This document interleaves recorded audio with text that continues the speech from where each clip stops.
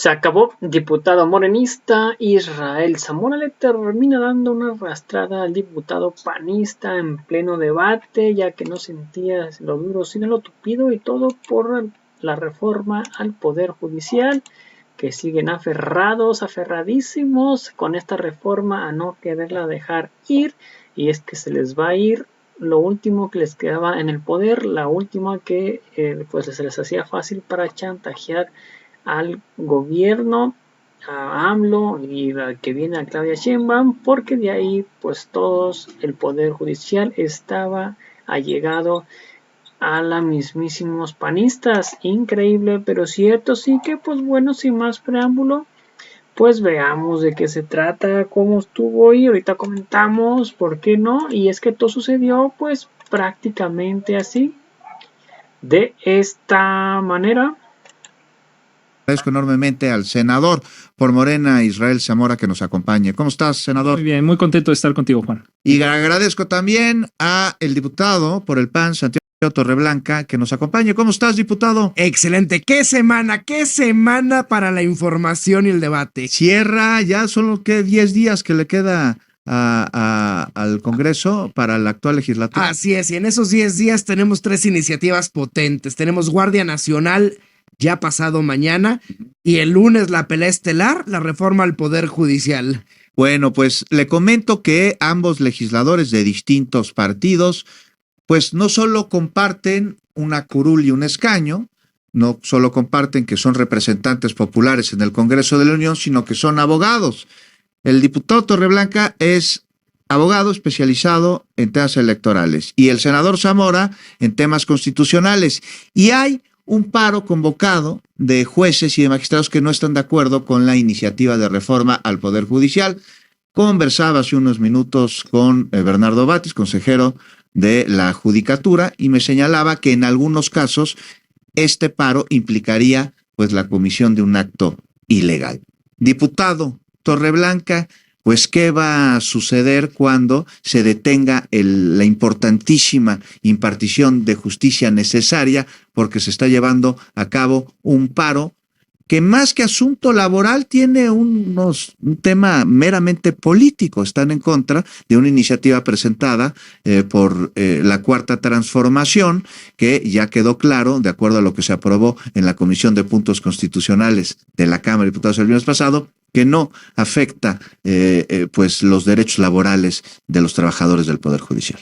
Bueno, vámonos por partes, son 2 temas. Lo primero, incurrir en responsabilidad penal o administrativa, depende. Si existe la denegación de otorgar el amparo o la suspensión en materia penal, donde se esté implicada la privación de la libertad.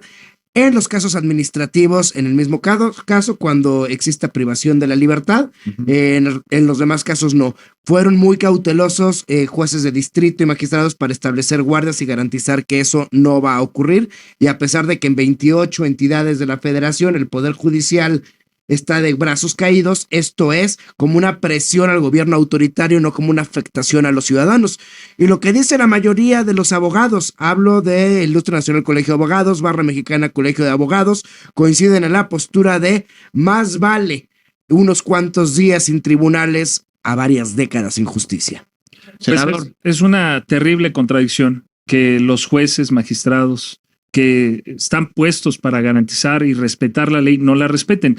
Hay un artículo que es el artículo 109 de la Constitución Política que establece que procede el juicio político y manifiesta de manera expresa magistrados de circuito y jueces de distrito, y establece que es cuando haya una afectación a los intereses públicos o a su buen despacho, ¿no? Obviamente un paro como el que están haciendo, que no es un paro, yo le llamo sabotaje, pues evidentemente va a obstruir el buen despacho de interés público. Y después también el artículo 110 te dice que la sanción es la destitución. eso dice la Constitución. Eso, la respuesta que debió decir, y que yo entiendo que es por una prudencia, por ser consejero, es evidentemente ilegal lo que ¿Te está refieres haciendo a lo que me respondió el consejero Batis? Así es, correcto. Y luego hay Pero un sí, artículo. me habló sobre el 138 constitucional. Sí, y también, perdón, Juan. Perdón, el 138 de la Ley Federal del Trabajo. Sí, y también hay un artículo que tiene un tipo penal específico para lo que está ocurriendo. Es el artículo 225, fracción octava del Código Penal Federal, que establece que los servidores públicos van a cometer un delito que se llama el delito en la administración de justicia, y establece la fracción octava que aquel que entorpezca la administración de justicia comete ese delito. Entonces, evidentemente, irte a paro es evitar que las personas puedan dar seguimiento a los procesos judiciales que están, no solo aquellos de interés público, sino en general cualquiera, porque hay un principio de derecho que dice que donde la ley no distingue, no hay lugar a distinguir. Y esa fracción octava del 225 del Código Penal jamás establece que solo para los asuntos de interés público. Entonces, ahora, la oposición se frota las manos esperando que los metamos a la cárcel. Por eso la prudencia del presidente Andrés Manuel me parece que es lo correcto. Es decir, transparentar, desnudarlos y mostrar que están siendo no solo un acto ilegal, sino que constituye un delito, pero diciendo no somos nosotros los que vamos a juzgar, va a ser el pueblo de México que se está dando cuenta de esto, y el 1 de junio que se van a llevar a cabo las elecciones va a venir un apartado detrás de la boleta en donde dice cuáles son los jueces y magistrados actuales, y entonces los mexicanos estoy seguro que van a votar en contra de ellos por haberse ido a este paso. Sobre esto, diputado Torreblanca, ¿considerarías que les puede salir el tiro por la culata a las intenciones de aquellas personas que están en contra de la iniciativa de reforma del Poder Judicial, este paro que se puede leer como una extorsión, dado el triunfo electoral de Morena en las pasadas elecciones, que avala, por supuesto, su iniciativa de reforma, y las encuestas que dio una vez más a conocer hoy, pues ya las voy a conocer, que recordó la presidenta electa de nuestro país, la doctora Claudia Sheinbaum, que se llevaron a cabo por parte de 2 casas encuestadoras y la Comisión de Encuestas de Morena, donde pues un amplísimo porcentaje de los encuestados, que además corresponde más o menos al proceso electoral, están de acuerdo en la iniciativa de esta reforma, a la que ya se le añadieron 103 o 104 puntos discutidos en los foros recién celebrados. ¿No te parece que les podría salir un poco el tiro por la culata y refrendar la necesidad de una iniciativa de reforma al Poder Judicial? No, para nada. A ver, esto es un tema, primero de principios. ¿Qué pasa cuando 2 principios constitucionales colisionan? Es muy claro cuando regla frente a principio, pero cuando es principio contra principio, ¿cómo se pondera? Es decir, ¿qué pesa más? ¿La división de poderes por décadas del país o una molestia en la administración de justicia momentánea? Segundo, el tema de la encuesta es porque la gente no se le explica bien y la gente confunde mucho lo que es fiscalías, poderes judiciales locales y poderes judiciales de la Federación. Y yo le pregunto... A ver, perdón, rápido, déjame, qué bueno que mencionas esto, recordar cuál es la pregunta. ¿Cómo cree usted que deben ser elegidos los ministros de la Suprema Corte? Esta es la pregunta. De la Cera, 68% por elección. ENCOL, 75% por elección. Comisión de Encuestas de Morena, 75% de acuerdo por elección del pueblo. ¿Cómo cree usted que deben ser elegidos los ministros de la Suprema Corte? No, pues sí se queda claro que no son las fiscalías, ¿no? Ministro de la Suprema Corte, ahí está la pregunta. No, pues fatal. Y está si clara. Le preguntara a una persona, estas mismas encuestadas, oye, ¿y qué resuelve la Suprema Corte? Lo que pasa es que la ciudadanía cree que la Suprema Corte otorga amparos o niega amparos a la gente sujeta a proceso penal. ¿No crees que esto de decir que la población de México no conoce qué es la Suprema Corte es parte de aquello por lo cual la oposición perdió estrepitosamente en las elecciones? Es un problema de comunicación, ¿no? Claro. Subestimar a la población. No es subestimar. No es subestimar. A ver, si tú me preguntas qué procedimiento es mejor para hacer una rinoplastia, yo no te sabría decir. No estamos hablando de una rinoplastia, estamos hablando de algo que es elegir a tus autoridades. El pueblo quita. Si eliges al presidente, que es la persona en la cual se concentra el mayor poder, ¿no? Como una figura, un servidor, un funcionario ¿Cómo no van a poder elegir también a jueces? Pero bueno. Bueno, vienen los libros de texto de primaria. Yo me acuerdo que los leí y viene explicado las funciones de cada uno de los poderes de la Unión. De primaria, en los libros de la SEP. Es que una característica de la oposición es que subestiman la inteligencia del pueblo. Ahí dice ministros de la Suprema Corte de Justicia de la Nación. En la primaria te enseñan cuáles son las funciones de verdad. Es más, Suprema Corte de Justicia. Y tú que eres una persona muy culta. Sí. ¿Qué resuelve la Suprema Corte? Pues controversias constitucionales. ¿Una? Así es.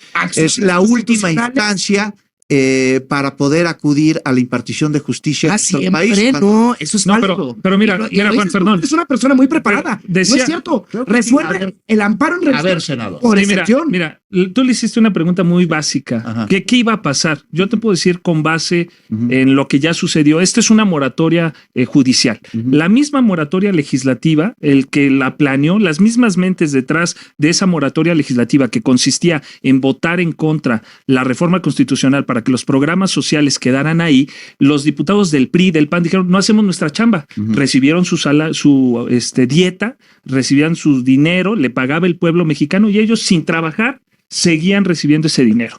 Esta misma moratoria, ahora se llama judicial, tiene el mismo origen, las mismas mentes que estuvieron detrás de eso. ¿Qué pasó? No veíamos a Xóchitl Gálvez justificándose en las elecciones diciendo, no, espérense, yo sí voté a favor, y nadie se lo creyó. Aunque haya votado ella a favor, como todo el PRI y el PAN votaron en contra y se fueron a paro sin dejar hacer su trabajo, pues es lo mismo que va a pasar con los jueces, va a ser lo mismo que va a suceder con los magistrados. El pueblo de México es sabio. No podríamos dejar en mejores manos la elección de un juez, de un magistrado y de un ministro que en el pueblo mexicano. Y nada más es porque ¿quién elige actualmente a los magistrados, a los jueces de distrito? La carrera judicial. Cúpula, no es cierto, no es la carrera judicial, es una cúpula de privilegiados en el Consejo de la Judicatura, que son los que dicen van estos, y por eso hay 3 mujeres de cada 10 personas juzgadoras. Si fuera un sistema eficiente, tendríamos la mitad de hombres y mitad de mujeres, porque ese sistema actual que defienden, pues entonces es un sistema machista. Estaríamos aceptando que las mujeres no tienen la misma capacidad y que por eso solo hay 3 sobre 10. A ver, abogado y diputado Torreblanca, te pregunto, la Constitución dice que todo poder dimana del pueblo, y no solo la del 17, sino desde el siglo XIX, es un artículo que ahí quedó. Todo poder dimana del pueblo. De los 3 poderes de la Unión, los únicos representantes que no son electos popularmente son los del Poder Judicial. Claro. Te pregunto, ¿no se está subestimando al pueblo de México en su facultad, capacidad y derecho para poder decidir? No. Desde 1776, en el Federalista, Hamilton explicó por qué. Y se hace esa misma cuestión, ¿por qué? Si todo poder dimana del pueblo, en el caso del Poder Judicial, no nos estamos contradiciendo nosotros que estamos diseñando este sistema al decir que no. Y lo dice por varias razones. Primero, es un poder contramayoritario. Sirve para proteger a las minorías. Si tú lo sometes a la voluntad de la mayoría, tarde o temprano vas a afectar minorías. Minorías sexuales, minorías raciales, etc. Segundo, requiere un alto nivel de especialidad y especialización, inclusive superior a los titulares de otros órganos políticos. Tercero, te dice Hamilton, requieren independencia. Y la única forma de garantizar su independencia es que el poder político ¿y dónde lo dice Hamilton? Económico, en el Federalista, déjame buscarte la fracción. Es más, en lo que habla el senador, te busco la cita. Mira, ¿qué sucede? Porque entonces no estás de acuerdo, diputado Torreblanca, con este artículo de la Constitución donde dice todo poder dimana del pueblo. Porque estamos hablando de todo poder, entre ellos que dimana los 3 poderes de la Unión. No, pero hay un candado en el dictamen que se aprobó. Esta fue una de las inquietudes que yo considero a lo mejor de una parte legítimas. Hay un bloque que creo es el que representa a nuestro compañero diputado que está en contra de la elección de manera absoluta. Pero había otros que decían, oye, es que ¿cómo vamos a evaluar o cómo vamos a dejar que el pueblo en general evalúe las características especiales que a lo mejor un ojo clínico tiene que tener? Bueno, para evitar eso, se creó ahora un comité, Juan, que es el que va a recibir todos los expedientes y va a verificar 2 cosas. Primero, que se cumplan los requisitos de elegibilidad, que sea mexicano, que tenga un promedio de 8 o 9 en la especialidad que sea, Sí, están los requisitos. Están los requisitos. Y luego va a analizar otro tema eso. de idoneidad. Y en la idoneidad es donde se hace un análisis técnico de las capacidades jurídicas de las personas que se van a ir a la boleta. Es decir, este comité, de manera democrática, porque aparte va a ser aprobado por las 2/3 partes del Poder Judicial, del Poder Legislativo y por el presidente o presidenta en este caso, y se va a hacer esa elección bajo este filtro técnico para que quienes aparezcan en la boleta tengan las capacidades jurídicas de poder representar, ¿no? Que cuente con los requisitos indispensables para poder cumplir con su función. Diputado Torreblanca, te preguntaba lo de Hamilton. Ya está, es el federalista número 63 en número romano, no, 68, perdón, número romano. Y pongo una parte donde dice el Poder Judicial no tiene bolsa, es decir, no reparte el presupuesto como el Congreso, ni la espada, es decir, no tiene la fuerza pública.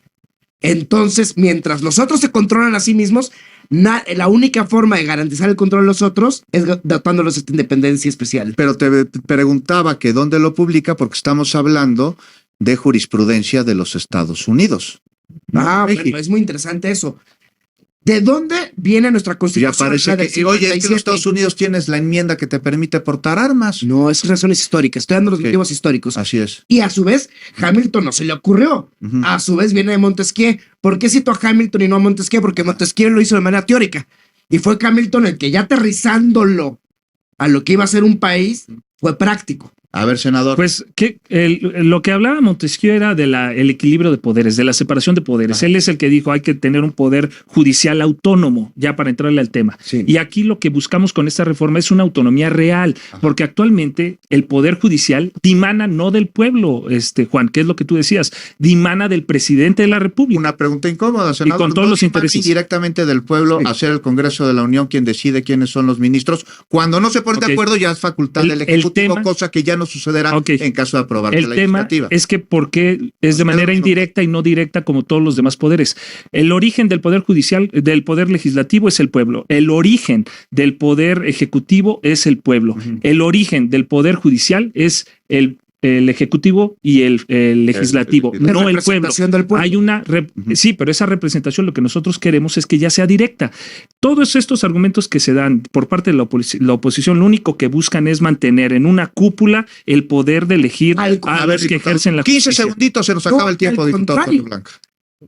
Si un abogado altamente preparado con vocación de servicio en el Poder Judicial no goza de las aptitudes para pedir el voto, porque no es popular ante la calle, no sabe cómo hacerlo, no sabe tocar puertas, no se puede tocar puertas. Tener que recurrir necesariamente al poder político que goza de estructuras territoriales o al poder económico para hacer llegar su mensaje. ¿Quién va a mandar?